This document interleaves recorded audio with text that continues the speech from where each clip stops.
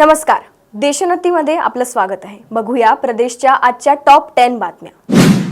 संजय शिरसाट यांनी बीड सरपंच हत्या प्रकरणात आपली स्पष्ट भूमिका मांडली आहे। या प्रकरणात जे दोषी असतील त्यांच्यावर कारवाई होईल, सरकार कुणालाही पाठीशी घालणार नाही असं शिरसाट यांनी म्हटलं आहे।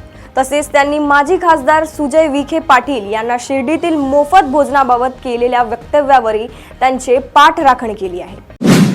सरपंच संतोष देशमुख यांचं अपहरण करून त्यांची हत्या करण्यात आली। या प्रकरणातील आरोपी असलेल्या सुदर्शन घुलेबाबत आता धक्कादायक माहिती समोर आली आहे। बीड जिल्ह्यातील मस्साजोगचे सरपंच संतोष देशमुख यांचं अपहरण करून त्यांची हत्या करण्यात आली होती। या घटनेनं राज्यभरात खळबळ उडाली आहे।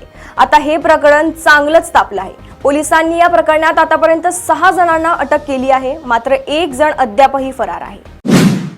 मुंबईतील संवेदनशील भाग असलेल्या ताज हॉटेलमध्ये एकाच क्रमांकाची नंबर प्लेट असलेल्या 2 गाड्या सापडल्या। सुरक्षा रक्षकांच्या लक्षात हा प्रकार आल्यानंतर तातडीने पोलिसांना ही बाब लक्षात आणून दिली।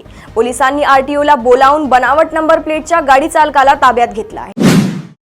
मनोज जरांगे पाटील यांच्या विरुद्ध पहिल्यांदाच बीडच्या शिवाजीनगर पोलीस ठाण्यात अदखलपात्र गुन्हा दाखल करण्यात आला आहे। राज्याचे मंत्री धनंजय मुंडे यांच्याबद्दल अपशब्द वापरल्याने मनोज जरांगे यांच्या विरोधात गुन्हा दाखल करण्यात आला आहे। तसेच जरांगे यांच्या विरोधात बीडमध्ये प्रचंड आंदोलन सुरू आहे। नागपूर सुधार प्रन्यासमध्ये मोठ्या प्रमाणात भ्रष्टाचार झाला आहे असं म्हणत बंटी शेडके यांनी नागपूरच्या NITवर मोर्चा काढला। यात मोजक्याच लोकांना पैसे देऊन RL देण्यात आलं असा आरोप बंटी शेडके यांनी केला।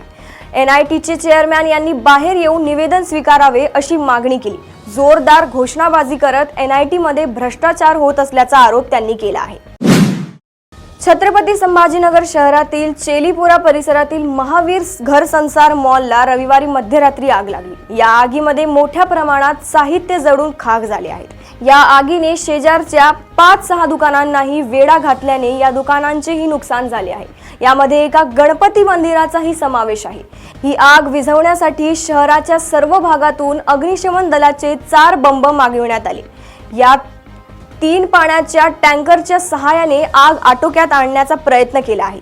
ही आग विझवण्यासाठी शहराच्या सर्व भागातून अग्निशमन दलाचे 4 बंब मागविण्यात आले होते। 30 पाण्याच्या टँकरच्या सहाय्याने आग आटोक्यात आणण्याचा प्रयत्न केला आहे। ही आग एवढी भीषण होती की रात्री 12:09 वाजता लागलेली आग आटोक्यात आणण्यासाठी अग्निशमन दलाला सकाळचे 6:30 वाजले। महसूल मंत्री चंद्रशेखर बावनकुळे यांनी नागपुरात माध्यमांशी संवाद साधला। पालकमंत्री पदाबाबत तिढा नाही असं बावनकुळे यांनी सांगितलं। अजित पवार विदेशात होते, त्यामुळे चर्चा होणं बाकी आहे, ती पूर्ण होईल। विदर्भातील 86,000 हेक्टर झुडपी जंगल जमिनी त्यावर लोकांची घरे आहेत, ती कायदेशीर करून देण्यासाठी मुख्यमंत्री देवेंद्र फडणवीस यांची भेट घेतली असंही चंद्रशेखर बावनकुळे यांनी माध्यमांशी बोलताना सांगितलं। आज राष्ट्रवादी शरद पवार गटाचे नागपूर जिल्ह्यातील सलील देशमुख, दुनेश्वर पेठे आणि आकोट विधानसभा मतदारसंघातील महेश गणगणे या उमेदवारांनी सुद्धा संपूर्ण निवडणूक प्रक्रियेवर आक्षेप घेत याचिका दाखल केली आहे।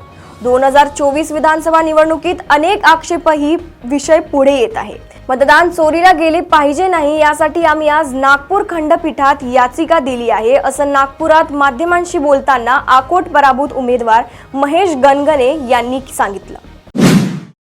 उद्यापासून प्राणी संग्रहालय बंद राहण्याची शक्यता वर्तवण्यात आली आहे। नागपुरातील 3 वाघांच्या मृत्यूनंतर केंद्र शासनाकडून निर्देश जारी करण्यात आले आहेत। प्राण्यांना एव्हियन फ्लू विषाणूची लागण होत असल्याने केंद्र शासनाने हे निर्देश दिले आहेत। आज सोमवार असल्याने नागपूरचे महाराज बाग प्राणी संग्रहालय बंद आहे। महाराज बाग येथे कोणत्याही प्राण्याला कुठलीही संसर्गाची लक्षणे आढळून आलेली नाही। भारतीय क्रिकेट वर्तुळातून मोठी बातमी समोर आली आहे। विराट कोहली आणि रोहित शर्मा या दोघांच्या निवृत्तीची चर्चा असताना R अश्विन यांच्यानंतर एका भारतीय खेळाडूने निवृत्ती जाहीर केली आहे। टीम इंडियाच्या एका 3ऱ्याच खेळाडूने तडकाफडकी निवृत्ती जाहीर केली आहे। क्रिकेटरने सोशल मीडियावरून पोस्ट करत याबाबतची माहिती दिली आहे। टीम इंडियाचा माजी ऑलराऊंडर आणि हिमाचल प्रदेशचा कर्णधार ऋषी धवन याचे निवृत्तीची घोषणा केली आहे। ऋषीने सोशल मीडियावर ही माहिती दिली आहे। प्रदेशातील अशाच टॉप 10 बातम्या जाणून घेण्यासाठी बघत रहा देशोन्नती। नमस्कार। ठळक घडामोडींसाठी देशोन्नती न्यूज चॅनलला सबस्क्राइब करा आणि बेल आयकॉन प्रेस करा।